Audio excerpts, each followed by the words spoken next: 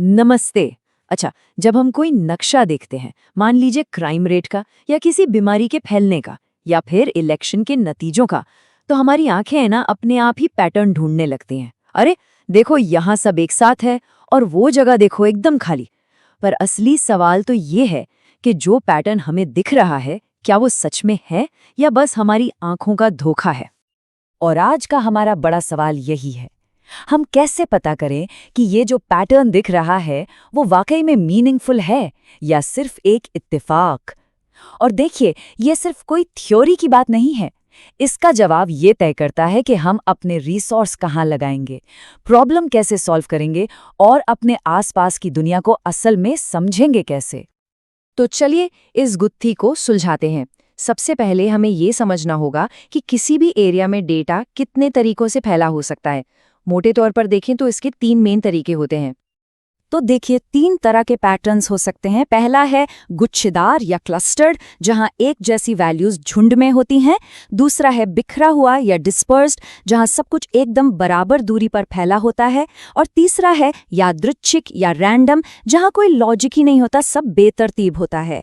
हमारा काम ये पता लगाना है कि हमारा डेटा इन तीनों में से किस कैटेगरी में आता है। तो सवाल ये है कि हम इन पैटर्न्स के बीच का फर्क पक्के तौर पर कैसे बता सकते हैं? जवाब है स्टैटिस्टिक्स में। तो चलिए उन टूल्स के बारे में जानते हैं जो हमें अंदाजा लगाने से आगे बढ़कर गणित के सबूतों तक ले जाते हैं।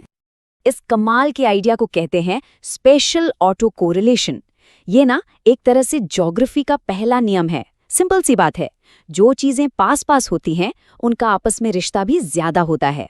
और ये टूल हमें एक नंबर देता है, एक स्कोर, जिससे पता चलता है कि चीजें कितनी ज्यादा एक दूसरे से चिपकी हुई हैं या कितनी दूर दूर फैली हुई हैं। और हमारे जासूस का नाम है ग्लोबल मोरेन्स आई। ये एक खास स्टैटिस्टिकल टूल है जो हमारे पूरे मैप को एक साथ देखता है और फिर एक नंबर में अपना फैसला सुनाता है। मतलब ये हमें बताता है कि ओवरऑल पैटर्न क्लस्टर्ड है, डिस्पर्स्ड है या फिर रैंडम। लेकिन ग्लोबल मोरेन्स आई सिर्फ हाँ या ना में जवाब नहीं देता। अरे नहीं, ये हमें पूरी कहानी बताता है। और उस कहानी को समझने के लिए हमें इसके दिए हुए 3 खास सुरागों को देखना होगा। ये 3 सुराग हैं। पहला मोरेन्स आई इंडेक्स, दूसरा जी स्कोर और तीसरा पी वैल्यू। जब ये तीनों एक साथ मिलते हैं तो हमें पता चलता है कि पैटर्न किस तरह का है, वो कितना मजबूत है और सबसे जरूरी कि क्या हम उस पर भरोसा कर भी सकते हैं या नहीं। हमारा पहला सुराग मोरेन्स आई इंडेक्स हमें पैटर्न का टाइप बताता है। अगर इसकी वैल्यू पॉजिटिव है, मतलब +1 के करीब, तो इसका मतलब है कि एक जैसी वैल्यूज का झुंड बन रहा है। और अगर ये नेगेटिव है, मतलब -1 के करीब, तो इसका मतलब है कि अलग अलग वैल्यूज एक दूसरे के बगल में हैं, जैसे कोई चेकर बोर्ड हो। दूसरा सुराग है जेड स्कोर और ये हमें पैटर्न की इंटेंसिटी यानी मजबूती बताता है। अगर जेड स्कोर 0 से बहुत दूर है, चाहे प्लस में हो या माइनस में, तो ये इशारा है कि जो पैटर्न हम देख रहे हैं वो काफी स्ट्रॉन्ग है और उसके रैंडम होने के चांस बहुत कम है। और तीसरा और शायद सबसे जरूरी सुराग है पी वैल्यू। ये है बॉटम लाइन। ये हमें बिल्कुल साफ साफ बताता है कि जो पैटर्न हमें दिख रहा है उसके महज एक इत्तेफाक होने की कितनी संभावना है। और एक बहुत छोटा पी वैल्यू, आमतौर पर 0.05 से कम, हमारे लिए बहुत अच्छी खबर है। इसका मतलब है कि पैटर्न के महज एक तुक्का होने की संभावना 5% से भी कम है। तो मुद्दे की बात क्या है? हम एक ऐसा पैटर्न ढूंढ रहे हैं जो स्टेटिस्टिकली सिग्निफिकेंट हो। इसका मतलब है कि जेड स्कोर और पी वैल्यू दोनों मिलकर हमें ये बता रहे हैं कि जो हम देख रहे हैं वो असली है, वो डेटा में बस यूं ही आया कोई उतार चढ़ाव नहीं है। तो यहाँ हम देख सकते हैं कि सब कैसे जुड़ता है। जब जी स्कोर हाई और पॉजिटिव हो और पी वैल्यू कम हो तो हमें एक सिग्निफिकेंट क्लस्टर्ड पैटर्न मिलता है। जब जी स्कोर लो और नेगेटिव हो और पी वैल्यू फिर से कम हो तो पैटर्न डिस्पर्स्ड होता है। और हाँ, अगर जी स्कोर 0 के आसपास हो और पी वैल्यू ज्यादा, तो हम कह सकते हैं कि कोई असली पैटर्न नहीं है, सब कुछ रैंडम है। तो जिस सोर्स मटेरियल का हम विश्लेषण कर रहे हैं उसका नतीजा क्या निकला? फैसला बिल्कुल साफ था। डेटा सांख्यिकीय रूप से महत्वपूर्ण सकारात्मक स्थानिक स्वसंबंध दिखाता है। अब ये सुनने में बड़ा टेक्निकल लगता है ना? पर इसका मतलब बहुत सीधा सा है।